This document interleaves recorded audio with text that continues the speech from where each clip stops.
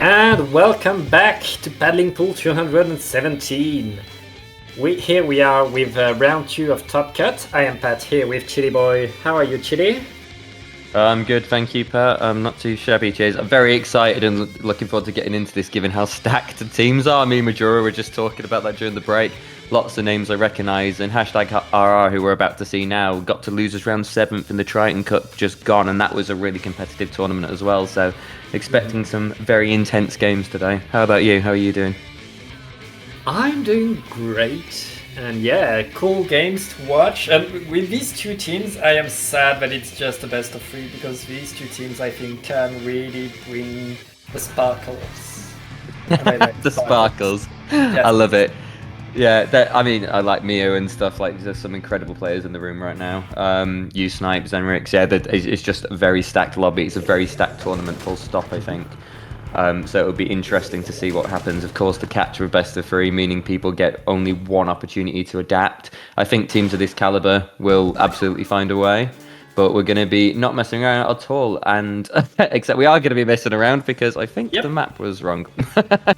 So I believe we're single bracket round 2 we're in at the moment. Is that right? Yeah. So we should be on. We should be going to Clambits on Museum. So just a fake out to make sure that you're still awake, folks. Also looks like someone had to leave the lobby. I don't know. I guess the lobby was made too fast. Yeah, we have the right node at the ready. We are just missing that one player that left for no reason. Yeah. No, get right back in it. But yeah, there's a ton of stacked players here. Miu, obviously known for the absolute carnage they cause on the Tetra Dualies. Of course, this is a very special day, chat, as well, because it is the last day and the last tournament I'm aware of before the Tentamissile Splatana wipe is getting released. So enjoy the meta while it lasts, because it is about to change drastically. And of course, we've got the Squeezer for a bonus, causing absolute carnage at the moment because its range is way more than intended. So hence why we've got unbanned Squeezer in the tournament throwing their propaganda about. I'm gonna be honest. I think the changes to Machine and Stamper and Splash are going to have more impact than that new Wiper. I reckon you're probably right about that, to be honest. I think that the Wiper's really scary on paper, and I think it'll be a good weapon, but I think we're about to see a huge shift. You're not gonna play double Wiper, and Wiper is not gonna farm missiles like crazy. So we'll be fine. It's an interesting kit in that sense, because I think that all of the parts of its kit are individually quite scary. The Wiper as a main weapon, incredibly strong. The Tentamissile's incredibly strong. But you're right, like Beacon is kind of set up for something that's more kind of supportive, and yet the Wiper in general is quite an offensive weapon. I think we'll have to see it played in a more supportive manner if it's going to stay alive enough to kind of spam missiles, but it doesn't really paint well enough to spam. So I definitely think it's one of those things that on paper is a lot more terrifying than it'll be in practice, but it is still just funny to imagine the absolute terror of a Tentamissile weapon that is actually a good main weapon as well, because we haven't really seen that in Splatoon 3, and I think anyone that survived the Splatoon 2 meta is sick of missiles, quite understandably. But yeah, it'll be a very interesting patch. I'm very excited to have a good beacon option. Yeah, I love beacons. Weapons so far, they've kind of disappointed me, and this being a good beacon option, it really feels good. I'm happy we have that. Yeah, me too. And I think the changes are going to switch things up. People whipping out the Splatana Stamper before that substantial paint nerf. We got Miu, of course, on the classic Tetras. Quite offensive composition from Comet, with Prism being the anchor. Hashtag RR opting to not have a charger at all and using the ballpoint as the anchor. The ballpoint, of course, being a weapon that has gained a lot of popularity with the inkjet changes, and they're doing an incredible job of spamming it. But what a start by Comet here. Comet taking control of mid, but RR getting into mid, creating what Tetras create best. Indeed, mayhem and splats. Oh, wow. That was really turning around, and right now it's just the Elite on the side of Subcomet. that's holding the base, and Snipe in there with the Zipcaster trying to get the pick on the Elita. The Elita is going to jump out, but Snipe is now there. And Snipe does such a good job. Yep. From a terrain perspective there, Snipe was doing such a good job of just hanging around on the spinny, being out of the firing range of the Elita, but managing to apply a lot of pressure and paint the path that allowed their teammates to capitalise. They are only going to score a flat 20 to start with, so 1 power clam, so very, very trivial lead at this point in the game, but it was a very strong recovery from Subcomet's opening. Not over. Not at all. Not with the Tacticaler. They're ready for round 2, and Tacticaler is going to make that very, very doable. Going to make trades really scary and punishing. So Subcomet are going to have to think about how they approach this. They can't just rush in and trade to stop this push. Tacticaler is going to make sure of that. Subcomet is starting to get back control, and they get a wipeout. That's going to allow them to repaint mid. Mid is so purple right now, and Subcomet has a lot of work to do to get back into the game. And like right before even getting to the enemy basket, they need to pick up many clams, and they have those now, but are so deep in.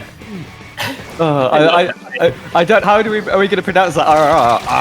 Like I have no idea. But they're a maniac. They go so deep. They're applying constant offensive pressure, which is interesting because I did think RR were doing a good job of backing off, realizing that Subcomet were going to get a chance to push, but it looked like most of the team held back, and then RR just went absolutely nuts and kept the pressure on. So they've done a really good job of stalling Subcomet's push. Subcomet have got a numbers advantage right now, and they have a really good number of clams together, so if they get a push, it's going to be very strong, but they're struggling to advance at the moment. RR are having such a good consistent offensive pressure that it's making Subcomet very, very hesitant of advancing, and you know, RR are going to take that at the moment. They've got a decent lead at this point in the game.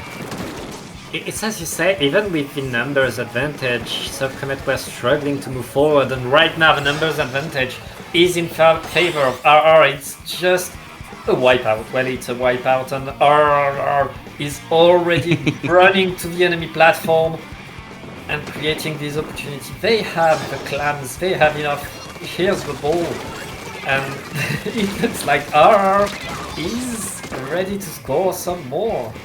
The coordination in the team is just really beautiful to watch as well. Like, you've got such an offensive kind of play style in RRR, and then the teammates with the kind of tactical are setting that up beautifully, and that is absolutely one. If you've got a tactical weapon, you want a teammate that is not terrified to get in there, cause carnage. Right now.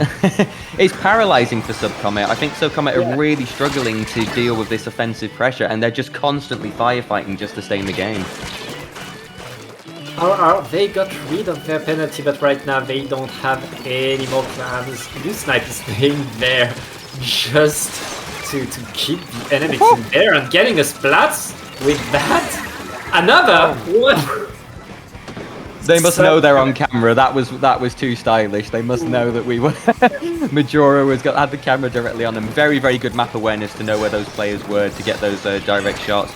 Miyu doing everything they can here to create some space and get some paint. Nice reach slider there, taking out Snipe, but are they going to be able to create an opening? They don't really have much ground to work with. Normally that wouldn't bother the Tetris, but when they're going up against tactical or induced weapons, they can't afford to make a rush trade, and they're going to get shut down by that beautiful Inkjet Snipe.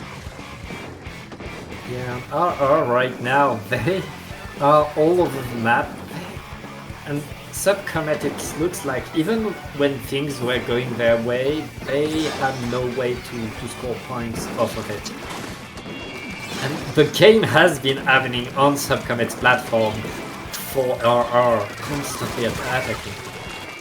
Yeah, Subcomet, other than that initial opening opportunity, have just really struggled to get a push in, and I don't blame them. They've had good coordination in terms of getting clams together, but I don't think they've ever really shut down #RR's offensive presence enough to have a coordinated opening. Beautiful Zipcaster by Mael here, but we are in overtime. It's a bit too late. They're going to do everything they can. They're 3 down, so they are going to break the basket, so they have a numbers advantage and good control right now. They could do this.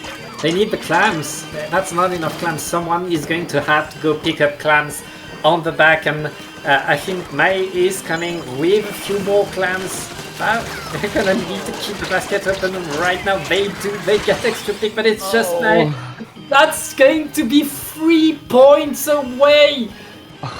Just 2 more clams, and they were getting the comeback. As we say, folks, stacked tournament. You can't really ever count anybody out, and that was such a good second wind from Subcomet there. And even though it wasn't enough, and hashtag RR are going to take game one, maybe that is going to give them a little bit of hope and a little bit of a push that they've got what it takes to turn this around, because it was a really good push in many ways. The Octobrush led a brilliant charge, fantastic use of the Zipcaster, got a numbers advantage. The team all rushed up to support the push, and like you say, Pat, they just blanked on having enough clams to be able to take that point lead, and having to backtrack the scramble to get those clams gave hashtag RR too much room and allowed them to shut that push down. But much better attempt at the end there than anything we had seen from them that game up to that point.